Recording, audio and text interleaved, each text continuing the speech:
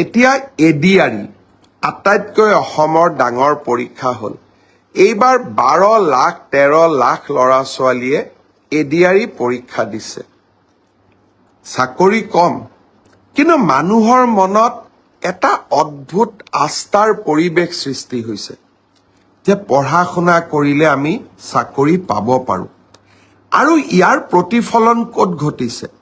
আন্দোলন নোহোৱা হৈছে, শিক্ষানুষ্ঠানবিলাকত পঢ়াৰ পৰিৱেশ ভাল হৈছে, আৰু মধ্যভোগীবিলাক নোহোৱা হৈছে।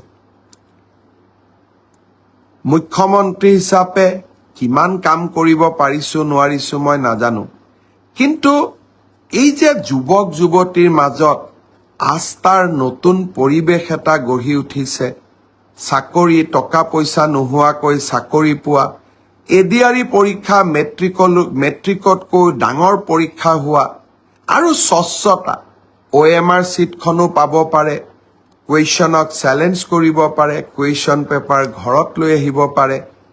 আমি এটা নতুন পৰিৱেশ আৰম্ভ কৰিলোঁ।